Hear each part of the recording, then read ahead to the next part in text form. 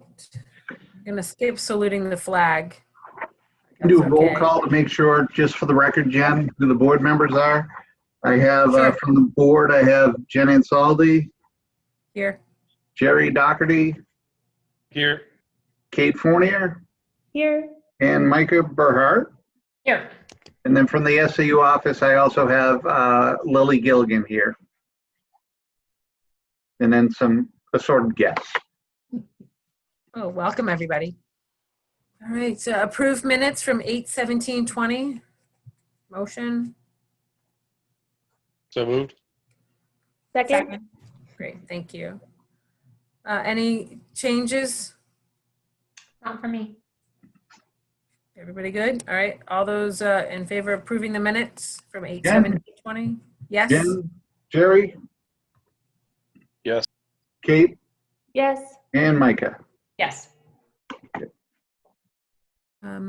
Any citizen comments at the moment? I can't see any citizens, so I don't know, Kevin. No, I see nothing and nothing in the chat box. Great, okay.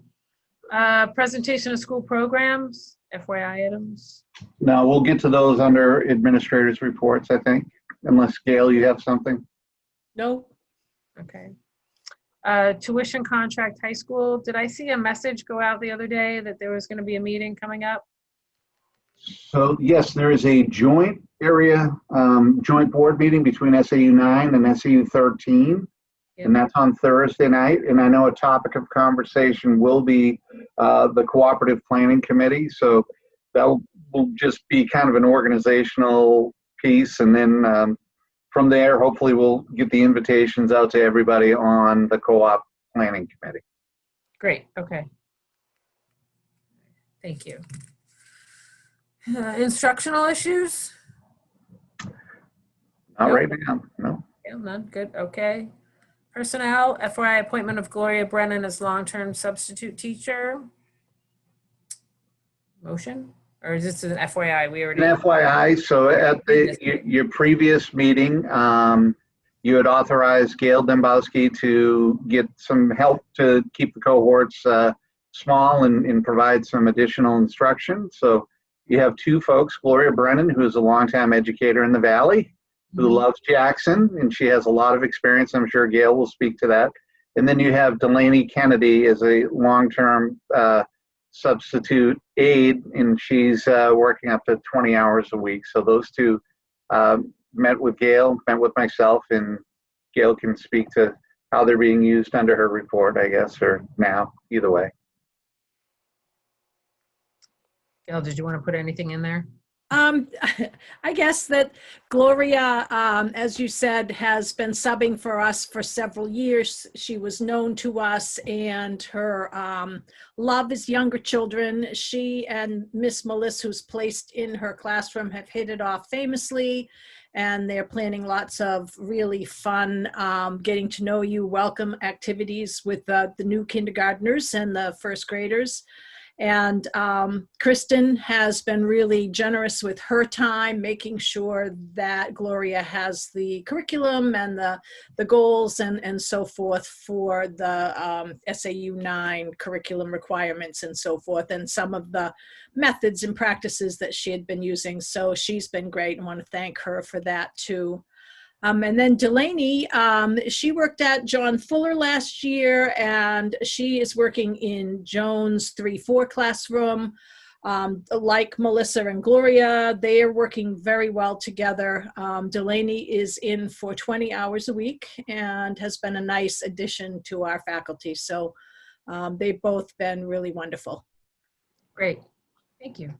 You're welcome. All right, moving on to approval request for Lauren Weider for childcare leave. Oh, congratulations. Yeah. Yeah, awesome. So moved. Motion? Second? I'll second it. All right. All those in favor? Jen Ansaldi, Yes. Jerry, Yes. Kate, Yes. and Micah. Yes. Great. FYI 2021 budget status report. So if I could just kind of, and we have Lily here, I'll just kind of walk you through some of the reports. I know you probably had a chance to take a look, but this is the time of year where you get your monthly budget status report. So that's for 2021. And there probably aren't a whole lot of questions about that other than you are spending some substitute money on your long-term subs and those type of things. But if you take a look at item 8B, which is a summary of expenses and reports, don't get dizzy on me. I'll try to get this rotated here and clockwise. So this is the current year piece, and you'll see most of it still has 100% because we're just starting the year. Mhm. And then we're going to get to the 1920. So I'll do a little bit of please bear with me, but for the public and for other folks. So you develop the budget in the fall and into the winter. And then you guys do your best, as well as Gail, to develop a budget based upon the needs that you're going to project moving forward. And then in March, you have your annual district meeting and you approve a budget. And then throughout the year, we expend that budget. Obviously, there are some changes because personnel sometimes will move from one place to another, or different things come in, some needs come up. So at the end of the year, Lily and her crew in the finance department pay off all the bills, and then they have to reconcile all of the books. So if you go through, you can see most of these are pretty close, and you'll see percentages left over, what's left over, small amounts of money. And in some places, insurance-wise, health insurance, somebody may move from a family plan to a two-person, or a two-person to a single, or vice versa. So those things, we project out those things in the budget, but for the most part, they don't change. We may have to transfer from here to there. And then you'll see all the rest of the statutory benefits that come with it. And then you'll see the tuition for the high school and the middle school. And you can see the high school, because you're paying off on previous years' membership, those numbers are really, really exact. At the middle school, it's a little bit different because, sometimes kids move in and out. So you'll see some changes there.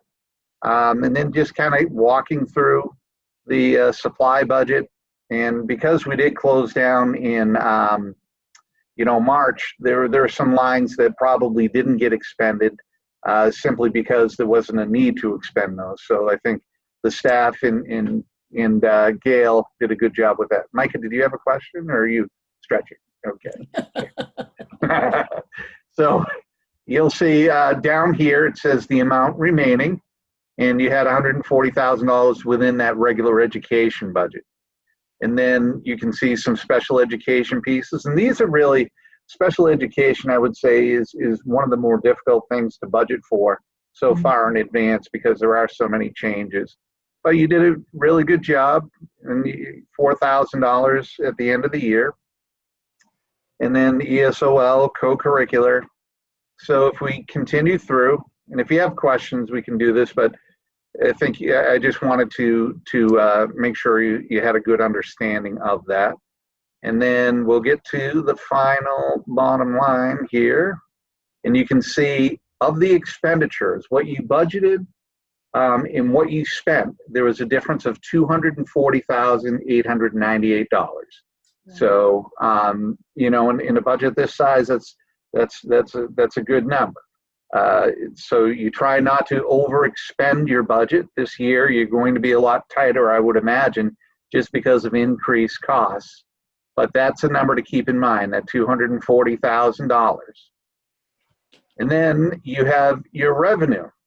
Okay, so sometimes you get revenues into the district. And we try to budget what that revenue will be, but sometimes there are changes. So if you take in students from other places outside of Jackson, that's a tuition line. So you can see you generated some revenue through that. Summer school, you had some tuition for summer school, and you can see that's a piece there. rental of the building. I'm assuming that's the Whitney Center that you folks will rent out to different groups and organizations. And then that kind of gives you the feel for the revenue, which ended up being $13,234. So now, and if you have questions, again, just grab my attention here. So we're going to go to item 8C, which is your lunch deficit. Okay, so we know that it costs money to serve students their food, and you can get some reimbursements for that. So your lunch program, your revenue side of things is you sell milk, people buy milk, and then you also get money back if you have qualifying students for free in reduced hot lunch, 17,000. Now, that number is a lot different than what typically you have for revenue in Jackson because of COVID-19. Okay, so those 3 months, we had a waiver to feed students. And that's why you'll see that number is higher than what it typically would be. And then you'll see the expenses. It obviously costs money. You have to have some personnel travel to get the meals from Bartlett over to Jackson. And then you'll see supplies generally. So the budget is a deficit of $12,460. That's what it costs the Jackson School District to feed all of the students in your school. Question. Yeah, Jen. Yeah. So just to be clear, is any of this covered for Jackson in the CARES Act or any other grant? So this money, that's 17,000, that revenue right there, that's 17,000. Mhm. Yeah, typically, I don't know off the top of my head what your revenue was last year for reimbursements, but I'm thinking that it was nowhere near that, Jan. Right, it's a lot Okay. less, yeah. So because every student could get free meals because of the pandemic, we could charge for those meals that were distributed. Mhm. So that's what that is. So the CARES money is separate from the USDA, U.S. Department of Agriculture waiver forms. And right now, we are in that process still until December or until the federal money runs out. So that's what it normally is. Otherwise, students who fill out the free and reduced hot lunch paperwork, their meals, we charge the federal government and we get reimbursed for those meals. So the CARES money you folks got, it'll be at your next board meeting. We'll have to have a hearing to expend all of that money. You didn't get much money from CARES for Jackson, but it did purchase things like, and Gail can talk about that. I think he bought a tent. Is that what ended up coming out of the CARES? Mhm. And so all kinds of different supplies, some personal protective equipment, and some technology upgrades for our remote learners. Yeah. So Kevin, this money, does this also include the lunches and the meals we supplied all summer? Yes, yeah. Okay. Lily, No, I'm sorry, that no, goes on it's the next not. year. Right, It's till June That's 30, for right? July 1st. Right, through, right. Which is next year's Right. revenue. Okay, so we'll have, on next year's revenue, we'll have all of July and August. right. Yes. Okay, all right, good. All right. Those claimable different. meals. Yeah. And then the So- other question I had was back on the budget. I don't remember, just as, and I like this new style, but I don't remember us having this information available in years past. This is new, correct? Which I like this. Yeah, Lily has offered to give you the line by line breakdown of expenditures. Mhm. More than likely, what you would have received was, and that's your lunch program, I'm going to get to it. You would receive this document here, 8D, Right. which just kind of gives you the overall summary. Right. So during budget time, you'll get the line by line, what was expended, what was not, but you're correct. This is the first time that I remember seeing the actual total books. You know, you can go back through that and find out. Right, great. Thank you, Lily. That's really very helpful. I like that a lot. Thank you. So those were FYI items, and everything was through, like you said, July 1st, 2019 through June 30th, 2020. Now, a few years ago, back in March of 2013, you had an article on your warrant that said that the school district, school board can retain 2.5% of the fiscal year's net assessment. That's by law. So there was, you could choose to do that, or you could choose to turn everything back. So really what you're doing is you're making a couple of decisions here. If you didn't have that article, all this money, right, whatever was unexpended in revenue would go to offset your taxes, what you'd need to appropriate for your taxes.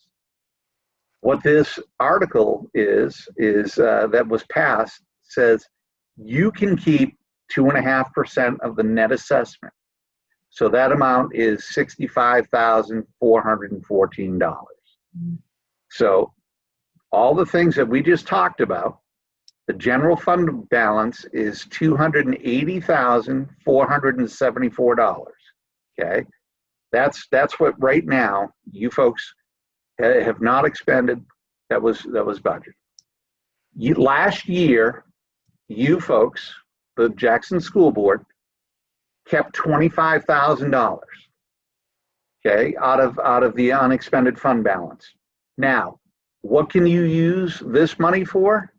You can use that $25,000 for an emergency. Okay, so should you need it, you could use that. It has to go through an approval process, and it has to be approved by the DRA, and it has to be approved by, you guys don't have a budget committee, is that correct? Not in Jackson. So it's a DRA and then the Department of Education. So for example, if you had a bus that you know, you had to replace or huge repairs to it, you could use that $25,000 to get that done. So that was $25,000. You didn't expend that number I showed you before, that $240,898. That was your budget, and then you didn't expend that $240,000. You had some revenue. We just went through that, right? So through your tuition, through some of those other pieces, $13,234. And then you had some federal forest revenues, $515. And then you had the overspent budgeted lunch expenditures of $11,000. Okay, and then so your decision tonight, if we get down to this last part, is you can choose to retain $65,414. Okay, you could choose to save or retain $30,000. You could do $50,000. You could do $25,000. That's up to you tonight for the board. This last paragraph, if you're going to retain money, okay, you can do that tonight. And if you choose all of it, that would be $215,000. That would reduce the tax rate. If you decide tonight to say, you know what, we aren't going to retain any money, then you have this $280,474 that goes to reduce how much has to be raised through taxes. So just to be clear, Kevin, for my own sanity here, the money that we retain isn't necessarily going to be able to be used if our budget is off next year. It's only for emergencies. So just remember, right, that's correct. You have to go through an approval process to expend it. Right. So things like you wouldn't be able to go out and just buy books. You wouldn't be able to go out and buy probably Chromebooks. You wouldn't be able to go, but if you had a significant shortfall, right, and you have a small budget, pretty tight budget, you know, you could use that money. Okay. Do you think that, I'm sorry, Oh, sorry, go ahead, Jerry. would special education expenses be able to be used from now, do you think? No, not typically. Because they expect you to take it out of your maintenance trust fund. I haven't come across that, Jerry, yet. I mean, it'll be interesting to see how the pandemic, the COVID piece, weighs into this. I'm thinking that, you know, you might be able to tap into this for personnel type issues or something along those lines, but not typically special education. And the reason I ask is, like, if we spent all of our capital reserve fund for it, would we be able to then? But one of the things I'm thinking is that, you know, we retain 25,000. So if we retain at least that, then we're not changing anything. But if we retain another 25,000, leaving that at 50,000, this time next year we could offset if we added more money to the capital reserve fund for special education to offset taxes for it, that if we appropriated an additional 25,000 for it in March of 2021, this time next year we could offset that with money we retained this year, so that there'd be no money added to. Ask from the taxpayers? Great. Jerry, do you happen to know where the town sits, if there's anything major coming from the town side for tax that will affect taxes next year? You're pretty good at that. So yeah, I want to talk to selectmen about that because they haven't spent a lot of money that they budgeted this year, and I don't know whether they're planning to offset the taxes, planning to save it for next year. I really don't understand what they're doing with it. So I do want to ask them about that. But as far as the tax rate is this year, if we kick back to I guess it was the 215. I'm not sure, I can't do the math there, but if we retain $50,000 and kick back the rest, that would probably keep our tax rate pretty level alone, regardless of what the selectmen do. Yep. No, I like that idea, and we really can't use it to offset, long-term substitutes or anything else that we might need due to the changes we've made this year to COVID. So, Sure, might be able to push that a little bit. a little bit, but I think if we can retain 50,000, 25 plus 25, I think that would be sufficient. I don't know. Kate or Micah, you want to weigh in, or? I just had a question. I know, so typically, if I remember correctly, we typically like project how many students we anticipate to have every year. And this year we've had a really big influx in new students, but we've also had other students kind of move away from the counted numbers. And I'm curious how our budget provides for like a 24% or something around there increase of population in students with this kind of thing. Do we just have to figure that out next year? Like, how does that work? That's correct, Kate. So it kind of gets to Jerry's point as well. If all of a sudden you had 3 students with some significant special services needs, right? You have a few options there, right? So one would be to go into your reserve, your trust fund for special education. In some districts, the smaller districts especially, you might have to have what's called a supplemental article or deficit article, depending upon what's going on, meaning that in March, you might have to have an article that says, we need to raise $50,000 to pay the bills for this year.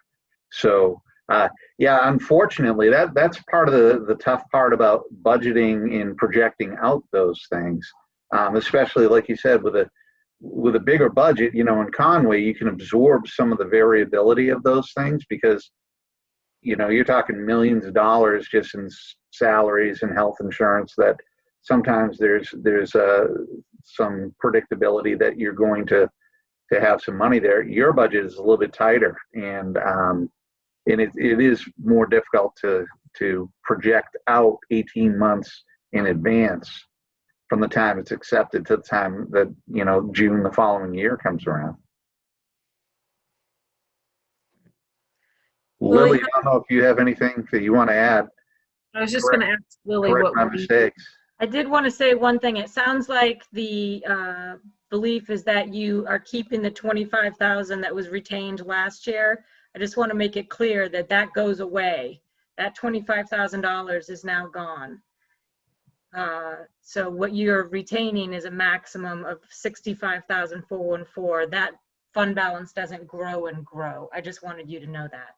Where does it go when it goes away? It goes into this. Exactly, it goes back to your taxpayers. Got it. In Okay. fund balance returned to the taxpayers. So if you retain this tonight and you don't expend it, next year it'll become part of the fund balance for the following year. Mhm.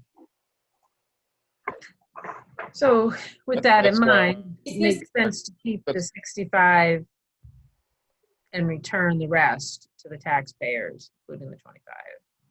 Just in case we do have, because of the student influx we have this year, if we can play with this money, if we need to in an emergency for overages. I agree with that, especially given the uncertainty around COVID and Kevin telling that there might be some flexibility about how funds are used that we're not even seeing right now, that we're not aware of. I would agree. I think trying to just keep the maximum for now, knowing that if, the rainy day doesn't come, then it gets returned back to the taxpayer. Jerry? Thoughts? Well, that's why I was suggesting that we retain $50,000, not the full 65. There's 25 from last year. Adding another 25 to it would bring it to 50. With the plan on using 25 next year at this time to offset increasing our appropriations for the special ed capital reserve fund. But if everybody wants to keep the 65, I'm okay with that. I'm just not sure I follow the reason. I'm okay with 50,000, being clear that as to what Lily said, that we're actually going to retain a new 50,000 because the other 25 is going back to the community. So we're going to retain 50,000 of this $414 this year. And with your idea, Jerry, which I do like, is actually then moving it in March, hopefully over to the special education fund, 25,000 of that, moving that over. Jen, I think to Lily's point was that the 25 we retained last year goes away. That doesn't get Right. added to. So we retain $50,000 this year. It doesn't go on top of the 20. No, that's what I meant. That's what I meant. Right. So we're just retaining 50,000. Right. So somebody would need to make a motion to retain 50,000. I can make that motion. I'll make a motion to Go ahead. retain $50,000 from the undesignated fund balance. Right. Kate, would you like to second? I'll second it. Okay. All those in favor? Kevin? Jen, Yes. Jerry, Yes. Kate, Yes. and Micah. Yes. So in March, what you might want to do is, and they do this in Bartlett sometimes, they'll put an article on, an article on the warrant that says, if there's a fund balance at the end of the year, to put $25,000 into the special ed trust account. Good. Yes. Thank you. All right. Pending. Okay. Where do we go with the agenda? Yeah, sorry, it's the administrator's reports. All right. So let me just do this. I'll go back to the agenda at the top. All right. So superintendent, yeah, really, I'm going to turn it over to Gail. She can speak to the specifics of, the return for Jackson. I can tell you that, the return for Bartlett Middle School and in the high school, I think, is going about as well as can be. The kids have been very responsive, very respectful. Staff are working real hard. The cohorts are trying to be in place. I think everyone's trying to just improve every single day when these things come up. Just keeping an eye on the conditions all the time. I know our nurses are working very hard. Our staff are working hard. I meet every Tuesday morning with representatives from Memorial Hospital, the medical group there, and and a couple superintendents locally in MSCD 72 in Freiburg, SAU 13, as well as our school nurses. So I monitor those numbers just about every day, taking a look at things, and so far, fingers crossed, we're holding steady, and I think it's we're just gonna keep doing what we're doing and wearing the masks and doing all the things that we're supposed to be doing. And but Gail can speak a little bit more. As far as budget direction goes, hard to believe we're closing up the books now. And we're also in the process. I sent out an email to Gail moving forward. I think, Kate, your point is well taken. With an influx of students at the grammar school, Gail may have to reorganize and rethink about what the needs are as far as staffing go. But we've done a pretty good job of developing that needs-based budget. But I didn't know if the board had anything specifically that you wanted to give for Gail and I as we venture down the new budget road. Nothing off the top of my head, and I will think about it and get it to you if something changes. Yeah. Jerry. I would just say, Kevin, I was a pretty big skeptic on the success of mask wearing, and it really seems to be going very well. I mean, it's pretty impressive to see that anyway. So. Yeah. Yeah, well, I have high expectations for our students and our staff in the community, and even those who might not always agree with those things. It's good to know that school's important to them. Otherwise, they wouldn't be paying attention to it. So, thanks. I actually had another question. Based on the numbers right now and the spacing that we have, do we have any other projected student, like, is there a point where the K1 is going to have to become 2 classes if it continues to grow, kind of thing? Like, are we going to have to look towards maybe another long-term sub or anything like that, Gail? Do you have anything like that you're kind of like keeping on the like kind of back burner for you?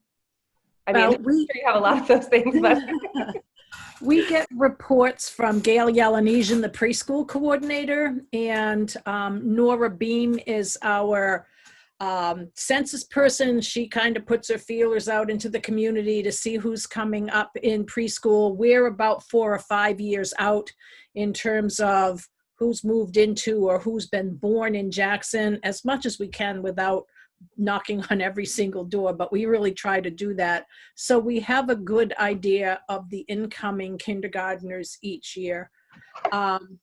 This year was a bit of an anomaly, I believe. We'll have to see how it holds out, but I do believe the pandemic caused some people to want to get away from more urban areas and come out to the country, and several people had homes already in Jackson, so that became an easy thing to do. Whether it will hold up over the next few years, I have no way of really predicting at this point. But when I started, there were 60 students, and we did have to change the configuration most every year with board direction. I don't know, was it 4 or 5 years ago, Jen and Jerry, they asked that we establish a more consistent configuration of grades and try to stick with it. And so we did that for a long time until this year. So I'll look at the projections and present that all to you with my best estimate of how we'll configure the grades,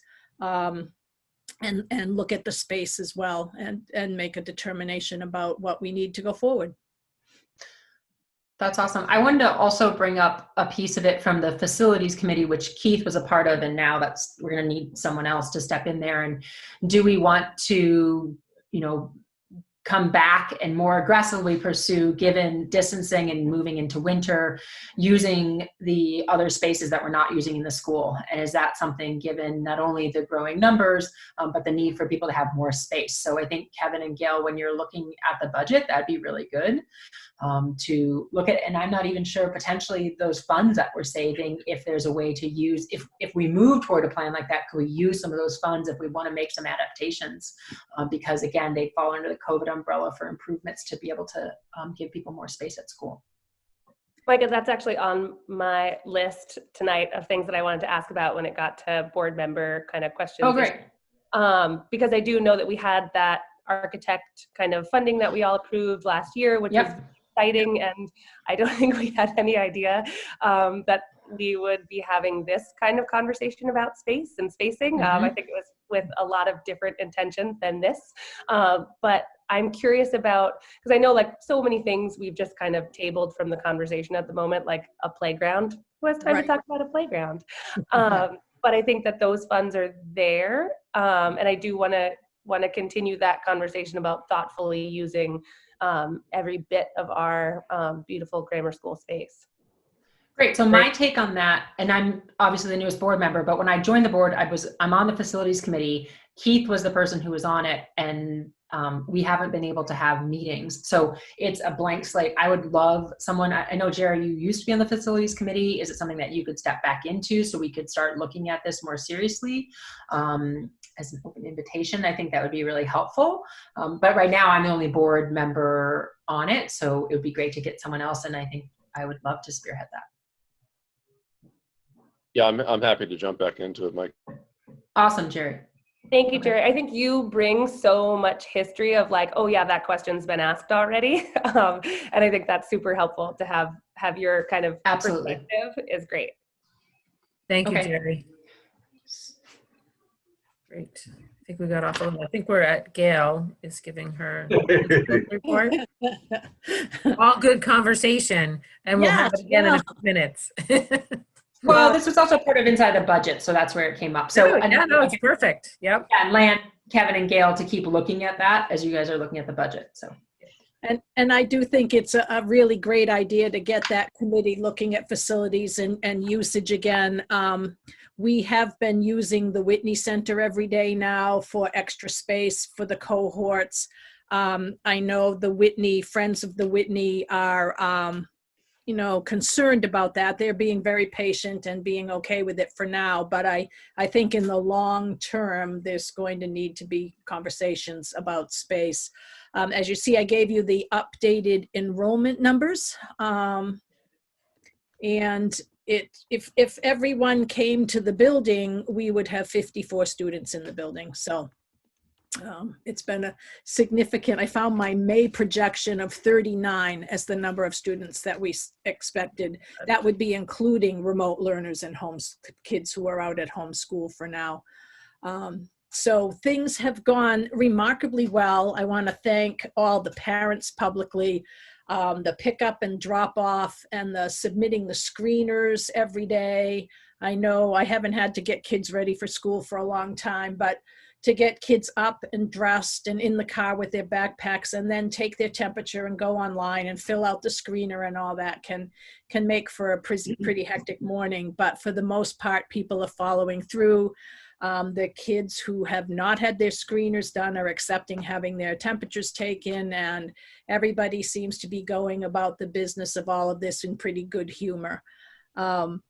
The kids seem really happy to be back and really are following the guidelines, 6 feet masks on. Very few kids are really uncomfortable with the masks, and parents have been packing extras and a lot of support with the mask wearing, I can tell, has been happening because the kids just seem so accustomed to it.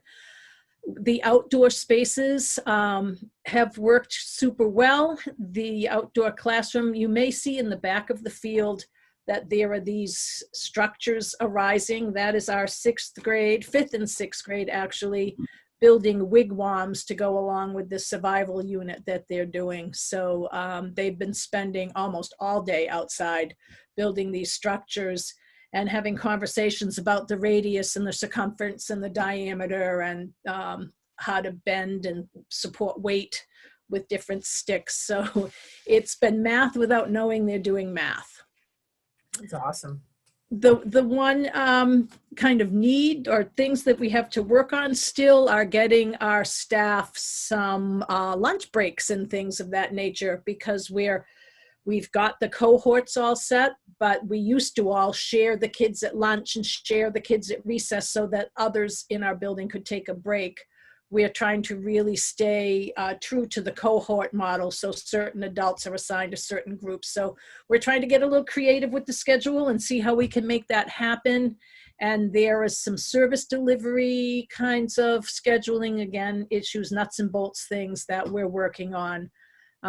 Allison Varan has done a great job of keeping the technology up and running. We've got some new things that are back ordered that will help make that even more seamless. Hopefully we'll get those things in before or until we go out on all remote if we have to do that, because those new supplies will enable our remote instruction to go that much more seamlessly. And we'll be able to spend some time teaching some of the younger kiddos how to use a Chromebook as opposed to an iPad.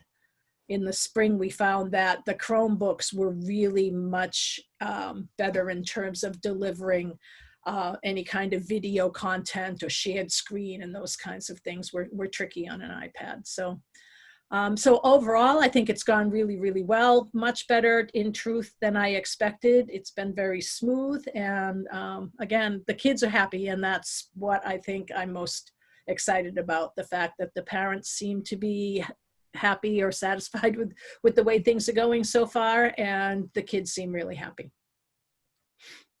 Great. Any questions for Gal?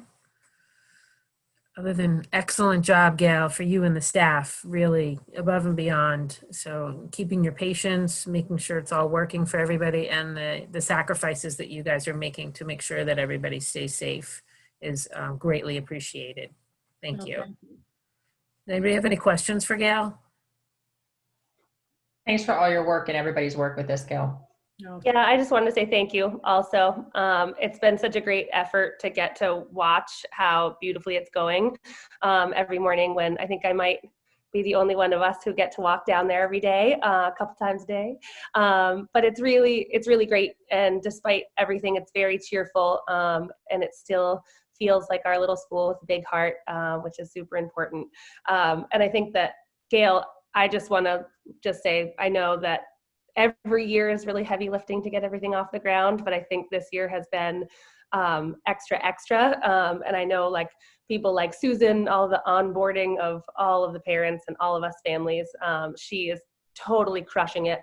And I think that that's just extra kudos to everybody. Well, thank you very much. We appreciate that. And if they're not seeing this, I'll pass that along. Thank you. All right, board member issues, committee reports. I believe Micah has a report. Yeah, two things. One, we just got an email right before the meeting from John Stokey. I'll just read it to you that he wanted brought up. And this kind of goes to the facilities committee, which, Jerry, I'm going to toggle you into this email. The Friends of Whitney Center would like to replace the flagstone walk between the front door and the marketplace driveway with plain cement to match the rest of the sidewalk. This is to reduce tripping hazards and make snow removal easier. The cost is $2,400, which they will reimburse the school from their funds. The stones will be retained and most likely used for a path to the pavilion. So I'm bringing this up and as like so we can move forward board approval if we want to move forward with this. So to recap, $2,400, which they will reimburse the school from their funds. The stones will be retained, which is great, and reused as a path to the pavilion, and it'll match and be easier for them to keep snow off, and also less of a tripping hazard. Well, I know some of the town may not be very happy with that for aesthetic reasons, but I get the, the reasons why to do it. Jerry, what were you gonna say? What was the sidewalk going to be made out of? What were they replacing it with? Right now, I think. Cement to match the rest of the sidewalk. Right, they did toss around a lot of different ideas like stamped cement and all of that, but Right. One of the real drivers has been handicap accessibility from members of our community who have had to use it with wheelchairs and walkers and canes, have found those big stones to be difficult when you have to use particularly a walker or canes. So that's what prompted them to really look at how can we make that more handicap accessible. Thanks for the context, Gail. You're welcome. Yeah. And the only thing I would say to that is that the whole reason why I think we put those stones there was to have people, to avoid people from using them for that type of thing. It's handicap accessible from the left-hand side of the building. You're looking at the entrance. But I think we just need to check with the folks that own the Marketplace. the marketplace, the Robleskis and the Mintons there, because there might be something in the agreement that I don't know what part of the driveway is theirs and ours, but we should run it by them. But those stones have never really made a lot of sense, so I think that if we can improve that, we should. But we should just make sure that it's okay to do with the Robleskis, and if the committee's after it, then that's good. So I'm for it. Can we ask John to, since he's the one who's looking into this and got the quotes, to talk to the Robleskis, or? Yep, I'll do that. Okay. Yeah, I'm happy to talk to Colin too, if it makes it easier for anybody. Thank you, Jerry. And Micah, you had another committee? Yeah, so I wanted to share with everyone that I've been part of what is now called the Social Justice Committee for the SAU. So that was in response to, we all as a Jackson board decided that we would give more attention to issues of diversity and inclusion and equity. And as part of that, we have, with the SAU, we've redone what used to be the Diversity Committee into the Social Justice Committee, and we're in the beginning of setting out a scope of what that's going to include. So this is not an official committee report. It's more of an update to all of us that is moving forward. And of course, because of what's happening with COVID, things are, the past month, things have taken a back seat for everybody getting school up and running. And what I wanted to offer to us all for discussion is, alongside of that work at the SAU level, to talk about what we want to do at the Jackson level, because we have an opportunity to be a little bit more nimble and more quickly responsive. And I think that the SAU-wide committee is going to do great work, and I'm really excited about it. And it's going to take more time because there are more people involved and there are more schools involved. And I'd love for us to put together a subcommittee itself, or a committee or a subcommittee, depending on how we want to do it, to talk about what we can do and Jackson specifically. One suggestion that I've talked with a few people in the community about would be to start with a listening session with the current school administrators and teachers at the school, to ask them what they see, what they need support for, to elevate the discourse that we're having on the school level, so that we can respond to the needs and actually have action here in Jackson, especially in the next couple months. I think a good place to start with is is to review what the school does already for inclusion and diversity, because they do a lot.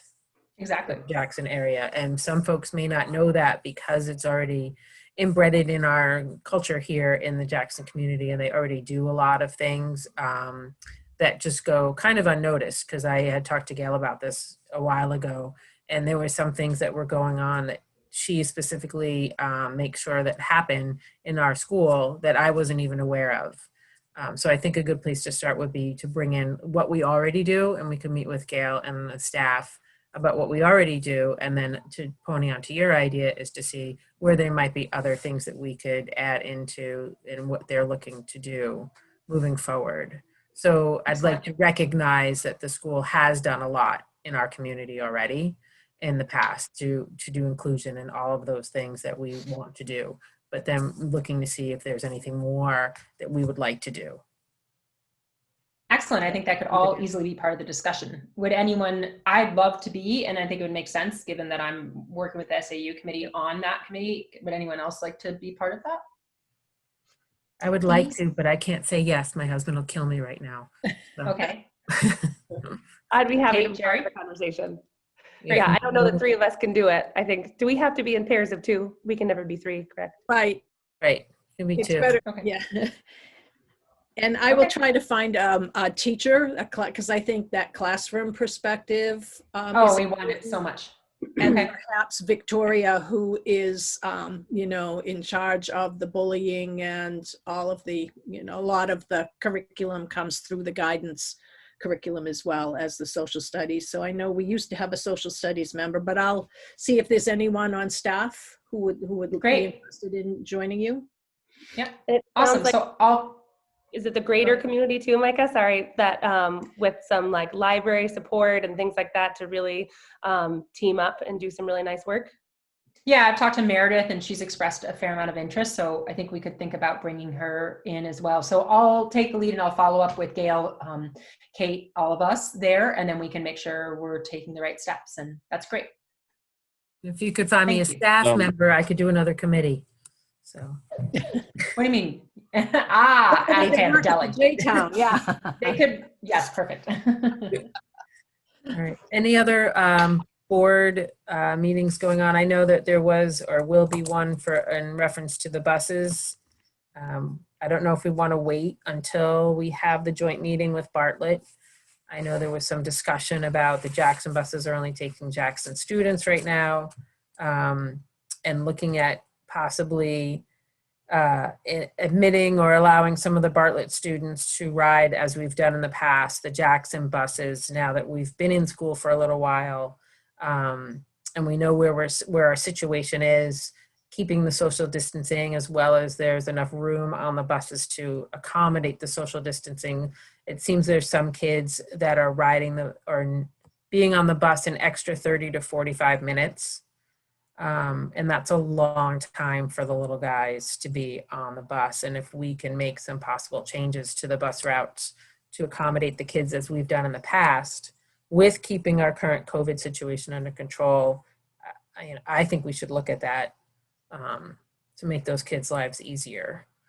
So I know that meeting will be coming up probably in another week or so. I know Scott is on that from the Bartlett side. Keith was on it, and then I have said I will fill in for Keith for that.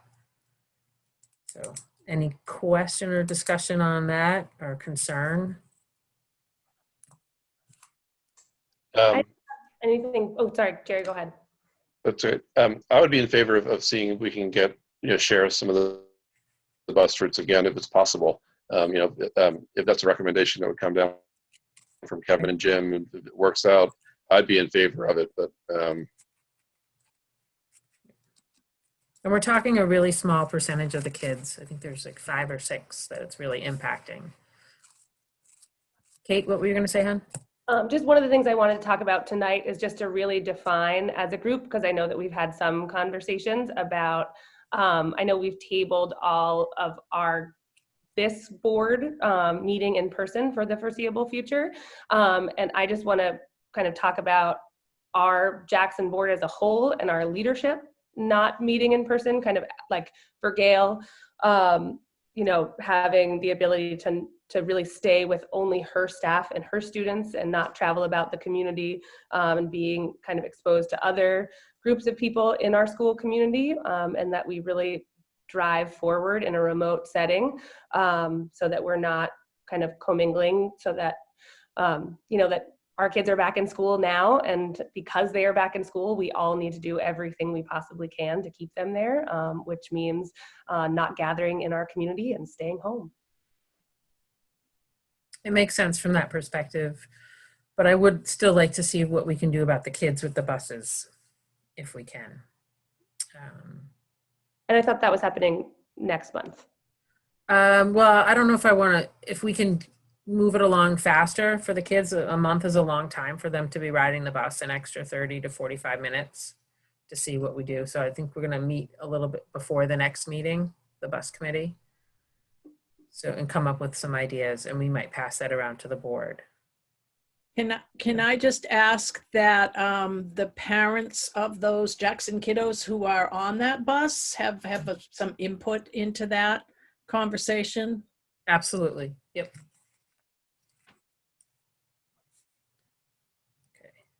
I want to make sure that I'm trying to follow Kate, what you suggested, but then it went back to the bus. So I want to be, Well, I agree with you. On the Oh yeah, no, I agree with Kate. I think that that's a great idea. But then I'm also looking at these like 5 or 6 kids, in the bus, and then coming up with a solution, possibly not necessarily voting on it or implementing it, but seeing what we can do within the guidelines and then bringing it to both boards to say, can we do this effectively and efficiently and keeping everybody safe with all the thoughts that are going on and the guidelines. So I just want to explore that. And I agree that, you know, as little as possible, we should be out there mingling and exposing our teachers and our, you know, administration to unnecessary risk. So it's a fine line. Do we need to do anything as a board to support Gail in any choices that you're making to not have to go be in public sessions? Is there anything from a board support level that you want from us so that we can focus on you and the health of the unit that is in Jackson? So I was going to say Kevin can speak to this, but so far he and the other SAU members, principals and so forth have been open to meeting remotely or doing conference calls and other ways of meeting. Yeah, I'm not going to make her go to anything in person Thank you, Kevin. You're a good man. by choice. Yeah. Good. Any other board discussion items? Jen, I want to go back to the Whitney Center for a moment, if I could. The siding that was done recently, I mean, it looks fantastic. The building is better than it did originally. And I noticed that the fake barn door was natural. I thought that looked really nice instead of the bright glaring white that it used to be. I would like to kind of throw to the Whitney Oversight Committee maybe the possibility of not painting it you know, white again.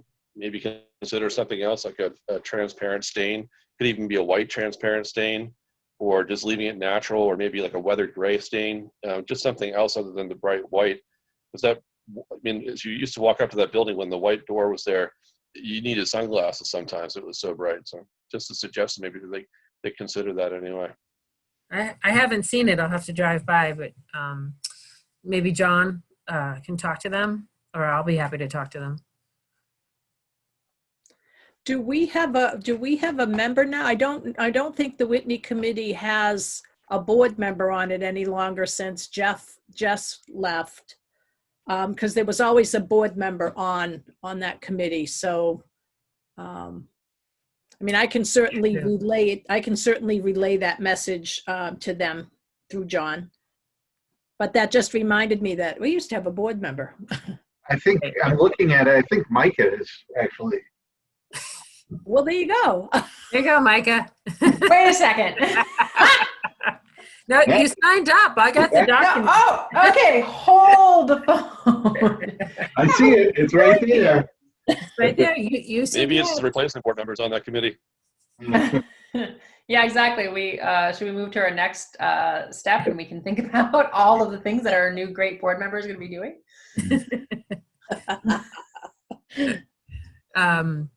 So, Micah, does that mean no, you don't want to be on that board?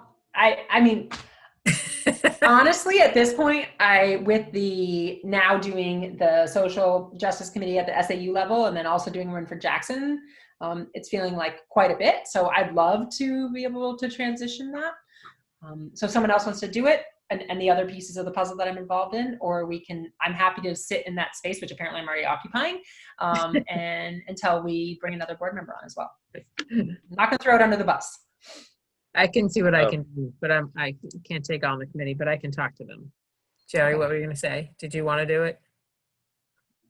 Not necessarily. I'd be willing to do it if nobody else did. But if one thing I'm thinking is that if the replacement board member is someone who isn't a parent of a kid in school, that might be a good role to be on the Whitney Oversight Committee. Because just getting that building more used from a non-school perspective. Just a thought. Okay, so I will, just so we have it clear, I will work with Gail and talk to the Whitney Center in reference to the aesthetics of the new barn door area, right, Jerry? Until we find somebody else to take over that committee. I am not going to sit on the Whitney committee, though. So if somebody else would like to do that, that would be great. But I'll talk to them about what the needs are for that. Any other board discussion at this time? So we do have our next meeting set for October 19th at 6 p.m. There is a joint meeting at 5 p.m. We'll find out where Zooming will be doing that. I would like to move on to D, which is accept the resignation with regret from Keith Bradley. And I would like to just say a few words about Keith. He has been on the board for approximately 12 years, give or take. And he has done a very good job of being on the board. He was much more active before some other new board members came on, and he has done a lot with the school, been active for 12 years, and he did bring a lot to the table as far as discussion and thought-provoking topics as well as ideas. And he was always on the budget committee, the bus committee, and a few other committees until lately. So he has certainly done a great job in my eyes over the years for being a school board member. I do feel bad about his recent need to move on, but he is doing the right thing at this point. So I'd like to accept his resignation with regret. Anybody else want to say anything? We need a motion first, Jen, and then Right. the second. Yep. You need a motion. Jerry, you want a motion? Oh, yeah. Thought you were maybe going to make that. So make a motion to accept with regret the resignation of Keith. I can second that. Anybody else would like to say anything? That's an amazing amount I'd of just like service. to thank Keith. Same. I just like to thank Keith for all the years of service he put into the Jackson school community. Great. We Me will. too. Thank you, Scott. All right. All those in favor? With Yes. regret? Oh, Jen, Kate, Jerry, Yes. Kate, Yes. and Micah. Yes. We will post the replacement position, so if anybody knows of anybody that would like to discuss it, feel free to do that or pass them along to me, and I'd be happy to talk to them as well. So we'll tell them to send in a letter of interest, and we'll get that over to, I believe, Kevin, and then we can make some decisions at the next meeting. Yeah, typically it'll be in the newspaper as well, and then I'm sure Gail will push it out through her e-news and all of those pieces. And we'll probably put a date of your next meeting's the 19th, so maybe October 10th or so, just so that if people have an interest, they just simply write a letter of interest to me. I'll share all those with you folks at the board level. And then usually you invite those members to the next board meeting, and you can interview them if you choose to. You can give them a moment to explain why they would be a good candidate for the school board. Then you folks can vote to appoint a new board member at that time. And just to be clear, so if you are talking to anybody about the position, it is a one-year position and it goes until we vote next March. I believe we vote then. So they would have just these few months until March, and then they can re-up if they want to be voted in to take that one-year position. So it's kind of a good opportunity for people who want to try it out.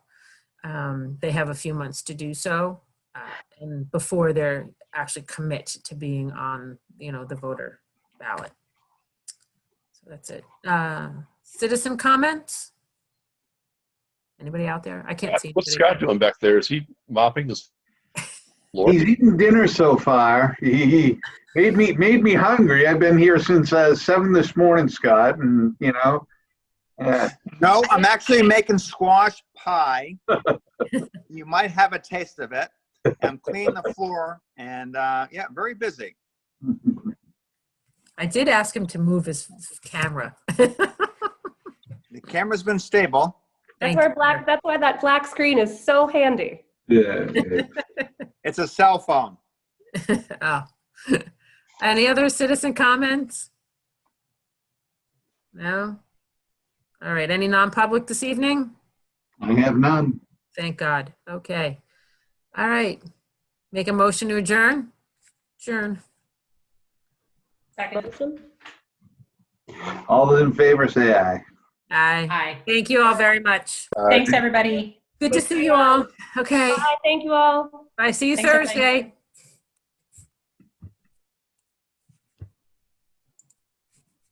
Thanks, Kevin.